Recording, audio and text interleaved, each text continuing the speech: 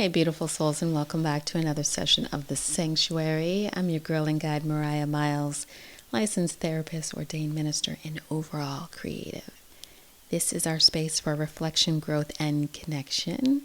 I'm super excited to kick off our exploration of forgiveness this month. So excited that this is the second time I'm recording this. The first time I forgot to hit record. Oh well, let's hope that I can recreate what we got going on. But today we are diving into that important topic of self-forgiveness. As we enter July, I want to acknowledge that, while many celebrate Independence Day here in the U.S., I personally find it challenging to really fully embrace this day, and I have for the longest time. Because there's this sense that until all beings are free from their shackles, it just isn't in alignment. Because true freedom is a collective journey. And self-forgiveness is a really important step toward our own liberation. Holding on to anger is like drinking poison and expecting the other person to die. That's a profound teaching from Buddha, and also this month's quote. It serves as, dare I say, a juicy reminder that forgiveness isn't just for others, but it's this gift that we can give ourselves. And many of us are super stingy with it. Why? This month's affirmation is, I release anger and embrace forgiveness, freeing myself from the past. Okay, that feels really powerful too, but let's slow it down and I invite you to say it with me. I release anger and embrace forgiveness, freeing myself from the past. Really an invitation for us to let go, to open ourselves to healing. In our previous session, we discussed the importance of reciprocal relationships, right? And while I'm very big into those connections are very important. Self-forgiveness is a deeply personal journey. It does not require validation from others. It's about recognizing your own worth, embracing the lessons that come from our experiences. So as we embark on this exploration today, I really want to invite you to open your heart to allow this transformative power of self-forgiveness to be let in. Because I do recognize that it can be tricky. And this is a journey that invites us to let go of the past, to reclaim your power, to allow you to move forward with compassion and clarity. And so many of you tell me you want to live fully. All right then, let's get it going. And of course, we keep rocking with my prompted journal, Busy Minds, Peaceful Hearts. So sit back, relax. It's time to tune in.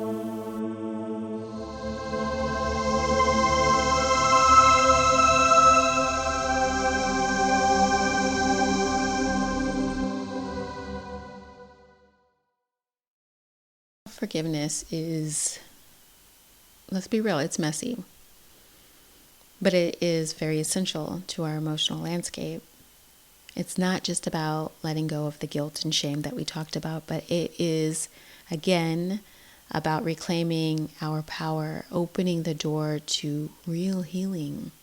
This is the step. This is the first step toward that true liberation. Osho, and I know he gets a bad rap. I think that there is some sort of documentary, you know what I'm saying? But let's just focus on the original intentions of the work. Focus on the message. That he reminds us that to truly embrace life, we must shed the weight of our past. Because holding on to our mistakes can feel like those shackles, the chains that just continue to bind us. They prevent us from Man, they prevent us from really tasting the richness, this delicacy of the present moment. That's how good the present moment is. Okay, let's take a breath. I feel like I came in a little hot. But I want you to imagine what it would feel like to finally release those burdens. I wonder, what might you discover about yourself in that moment of raw honesty? Our emotional states are so deeply intertwined with our physical bodies, right? Have you ever felt that tightness in your lower back? Maybe it's like that dull ache sensation. It's often a signal from our bodies. Our bodies are like crying out. They're overcompensating for this unresolved emotion, maybe trauma. Those tight hips or glutes, they are holding immense creative stories that we've buried deep, where we've contained them and repressed our emotions in them. Our grief lives there. It is time to excavate them. It's time to dig deep. Are you with me? Because when we carry these emotional weights, our bodies, they're just responding with tension and discomfort. And it's kind of like this gentle nudge for some of us. For some others, it's sometimes more like a call to pay attention. And then a real loud call to action when we don't listen the 150th time, right? But the call is about recognizing that healing isn't just a mental exercise. It's really physical too, right? Our body just keeps everything in there. It remembers everything. It's keeping a tally. And by facing our emotional pain and choosing to forgive ourselves, well, we begin to ease that physical tension. So this week, I'm really inviting you to sit with,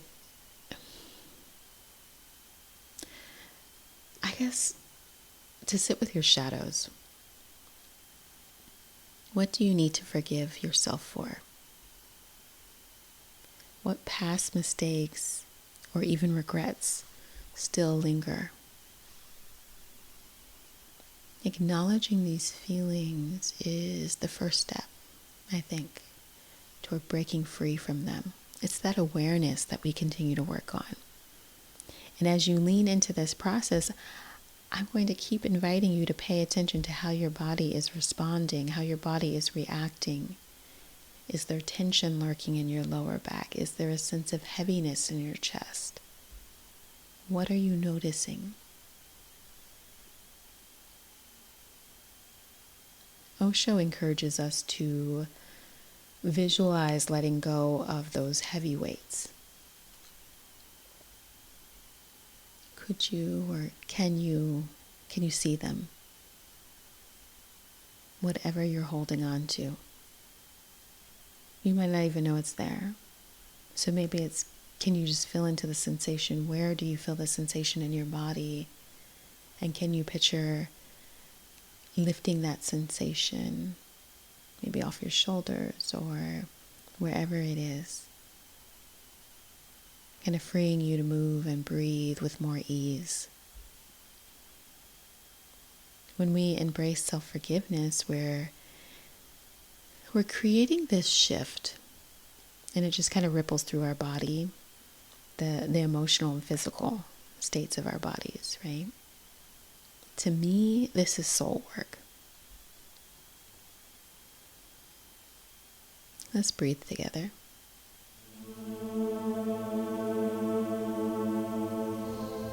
Radical forgiveness. This was kind of on my mind right now. This isn't some sort of neat and tidy process, radical forgiveness. It is raw and real. And it's kind of based off of The Power of Radical Forgiveness by Colin Tipping, I want to say. But he invites us to shift our perspective on our experiences. I know this doesn't feel new, but I think this book was written a while ago. It is definitely a reminder, maybe said in a different tone, because we need lots of reminders. We, as in the human race, we tend to fall back asleep very easily, right? And we have a lot of distractions to keep us asleep. It's like a few sessions ago, I was talking about seeking the magic or that miracle in between birth and death. Do you remember that? If not, go back. I think it was session 26, 27. I might have mentioned it in both. But we're not at a conscious enough state to stay in sync with that sense of perfection all the time. And that sense of perfection would be whatever you honor and recognize as the source outside of you. You get it? So since we can't stay in that perfection all the time, not yet at least, well, some of you might be there. And if that's the case for you, I love that for you. Wonderful. I'm not there. But every challenge that we face holds a lesson, this opportunity for growth.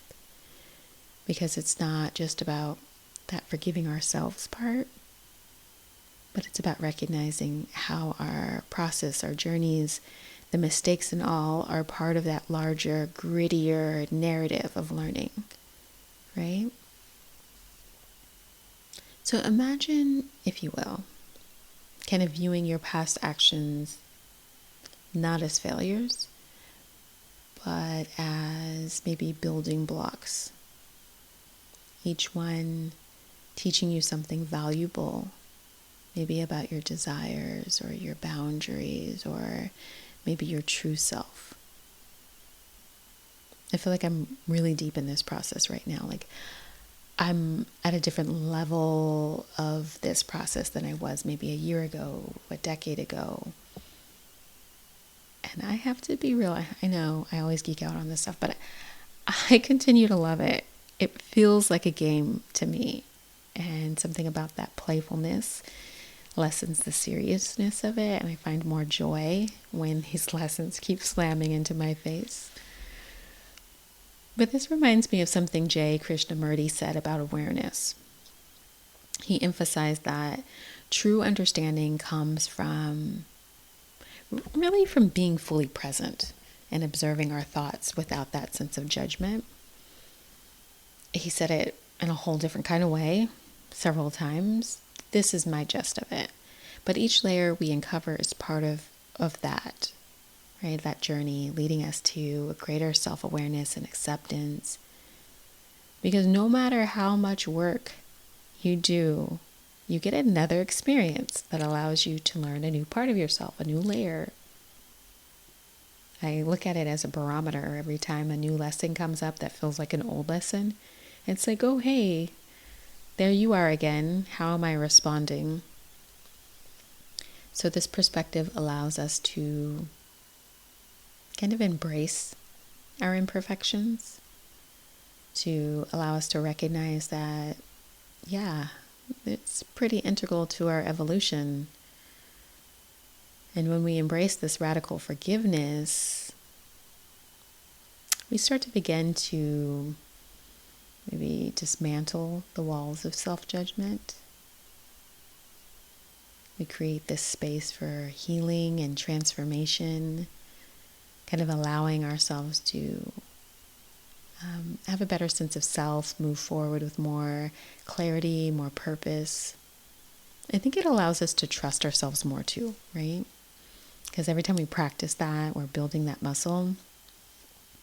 And this is definitely a practice that takes time, grit, a very big sense of willingness to face the uncomfortable truth.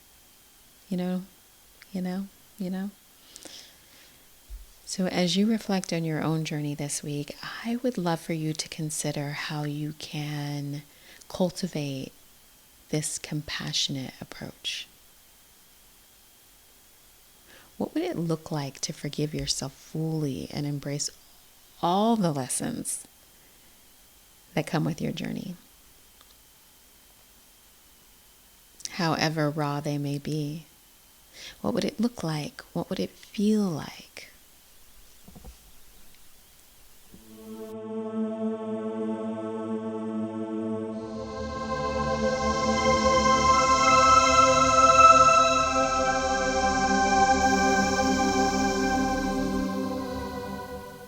I think I'm coming to this realization that every month, with every new theme, there is always a place where I remind you that it is time to get vulnerable.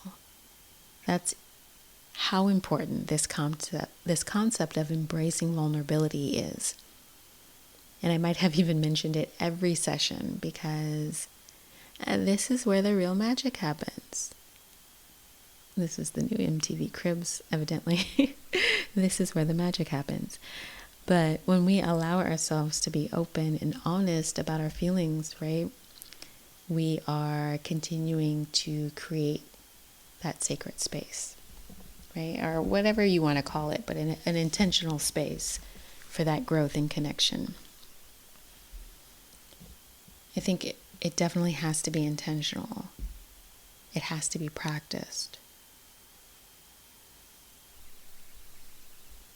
So think about it. How many times have you held back from sharing your true self? Maybe because you were worried about being judged or misunderstood or what have you. I know I've experienced that. And I think it's very easy to put up these walls and keep our struggles hidden. I actually had a client this week who, she laid it out straight for me. She said she curated the way that she wants other people to see her. And I was like, yeah, I bet a lot of people do this. I know a lot of people do this. We hide behind masks. We believe that we have to be strong and put together all of the time. But I challenge that. I believe it's in the vulnerability where we find our strength. How do you feel about that? Osho speaks to the power of being vulnerable, encouraging us to shed our armor and connect with others in that raw, authentic way. And when we do this, we invite deeper relationships into our lives, just like that. Something about how in our willingness to be seen, we can inspire others to do the same. Have you ever noticed that? Maybe you got inspired by somebody else's energy and it shifted your mindset, shifted the tone of your day, or vice versa. Recently, I had this experience that reminded me of this truth. It does not always feel so good to hear the truth. But let me tell you, I needed to hear it, especially in this way from this messenger. I was having this conversation with somebody who mirrored my own struggles with trust, specifically my hesitancy to fully engage with others. And it wasn't just about them, but it reflected this part of me that found it hard to trust myself when making decisions. I think it's easy to almost fall into this victim consciousness. Oh, it's them. That's why I can't trust them. Oh, they did this. But this moment of reflection was so eye-opening because it made me realize that when we embrace vulnerability, we allow ourselves to be so fully present, not just for others, but for ourselves. And obviously, not very new to me because I tell myself this in different capacities, but in this moment, it was like I almost missed it. I needed it delivered in that way to let it really sink in. And it hit. It's in these moments of honesty that we discover these connections and deeper insights about who we are. So what does embracing vulnerability really look like in your life? It might mean having that difficult conversation. You know the one I'm talking about. That one you've been avoiding. Or sharing your fears maybe with a trusted friend. I think it's all about creating space where you can express your true self without judgment. And personally, I've been pretty open about my thoughts and feelings, at least like that's my intention for the most part. But I have a few go-to friends whom I don't censor myself with at all. And lately, I've been leaning into that openness even more, kind of testing the waters in broader friendships. It's almost like I'm rediscovering how much I can trust myself, because that's that practice that I'm trying to work through. Not just with my experiences, but with how much I share with others as well. And sometimes, and I think this is a protective mechanism, but I often joke at the end about saying like, oh, TMI or before in conversations, if I'm kind of like unsure how much I can share with this person. But one of my friends responded, no such thing as TMI here. And I was like, wow, I feel so seen in this moment. Thanks, girl. But it's a reminder that vulnerability can really foster deep connections. It allows us to relate on such a genuine level. And maybe that's the reminder that helps us get to the vulnerability. We just need to experience it so we can build that muscle memory, right? So our body can be like, yes, I know how to do this. It's okay. It's safe enough here. I got me, you know? But this exploration of trust and vulnerability, it really is a process, right? We're so eager to race to get to the end of the finish line, but it's all about the process of the journey.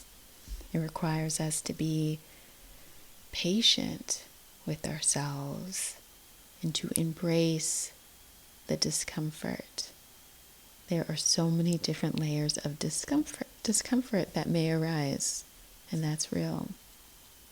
I think it's the discomfort that has us avoid or run away from leaning into the vulnerability. And so just notice that when that comes up. But each step that we're taking towards that openness allows for us to have a more fulfilling experience. So I invite you to think about your own relationships. Consider how you can embrace vulnerability there. And I know we did this a few sessions ago or a couple months ago, but that was a different version of you, and now you are this version. And so I wonder what your response is now. What would it look like for you to share more of your true self?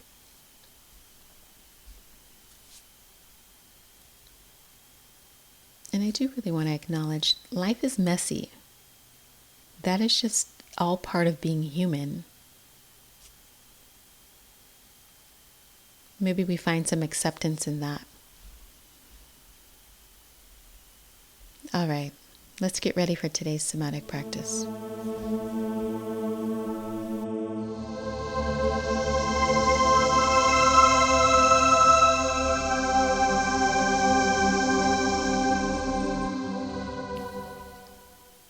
Today's somatic practice helps us connect with our breath and cultivate self-compassion. I invite you to find a comfortable position, either sitting or standing. You could even do this practice lying down. If you're sitting, allow yourself to feel your sit bones pressing into the chair. If you're standing, feel your feet firmly planted on the ground. And if you're laying down, maybe you feel the weight of your body.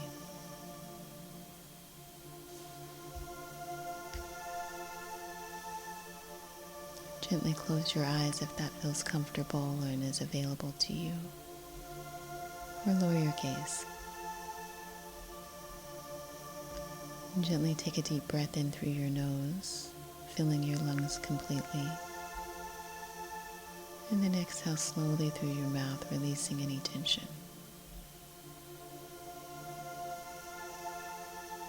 As you settle into stillness, I invite you to notice where the breath resides in your body, allowing yourself to follow it as it flows. Perhaps it's in your chest, maybe your abdomen, or even your throat. Letting your awareness expand with each breath.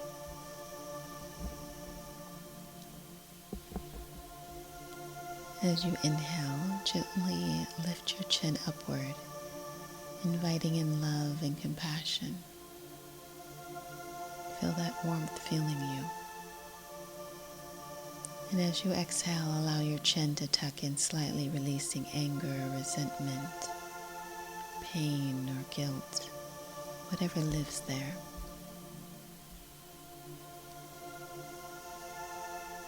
As we continue this gentle movement with our breath, inhale deeply, lifting your chin and drawing in that positive energy. Exhale slowly, tucking your chin and letting go of what no longer serves you. Inhale deeply, feeling that warmth and light filling you. Exhale, releasing any heaviness. Inhale again, visualizing waves of love and compassion washing over you. Exhale, imagining those burdens flowing away, leaving you lighter and more at ease. Let's continue this rhythm. Inhale, lifting your chin toward the sky, welcoming all of what feels good. Exhale, tucking your chin and letting go of anything that weighs you down.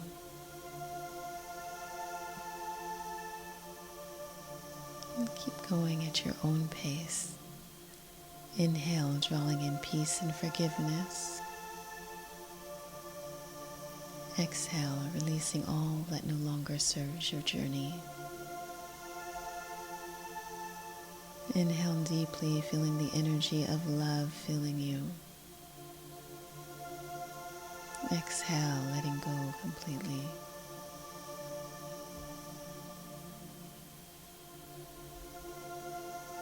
As you finish this round, allowing yourself to come back to stillness. Gently taking a moment to notice the natural rhythm of your breath. How does it feel? What do you notice?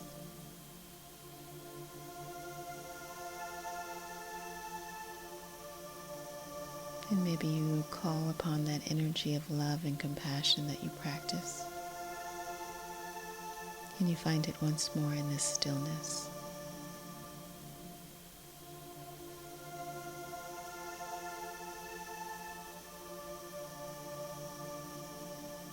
When you feel ready, gently bring your awareness back to your surroundings, awakening your form, wiggling your fingers and toes, feeling the sensations in your body.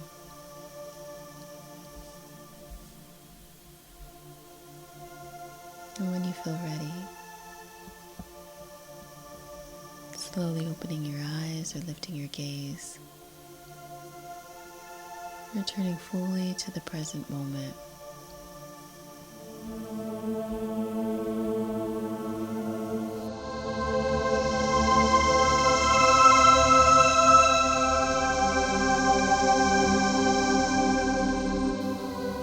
As we close today's session, I want to take a moment kind of reflecting on everything self-forgiveness.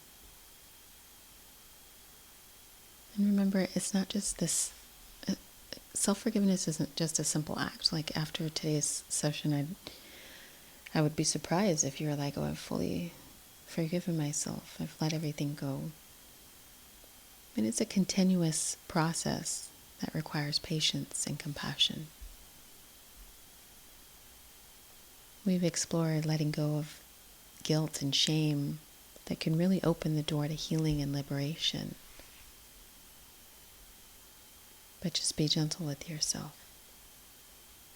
Embracing this sense of vulnerability and being present in our relationships allows us to connect really deeply with ourselves and others. But it is a tricky dance. And as you move through this week, I'm going to invite you to continue to carry on your intention with you.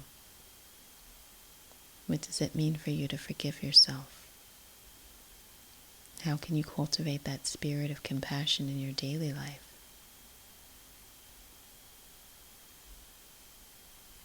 Thanks so much for joining me on this exploration. Feel free to keep engaging with me over at my_Mariah. But until next time, may you find this sense of courage to continue to embrace this journey and the beauty of connection in every moment. Don't forget to like and subscribe so you never miss a session here at the Sanctuary. Perhaps you share this with a friend. You never know, right, who might need to hear this. If you want to find out more about my services or want to drop me a line, head over to my website, mariahmilestherapy.com. There's a link there for the podcast as well. Again, thank you for sharing this space. The divine in me recognizes the divine in you. Love and light. Peace, y'all.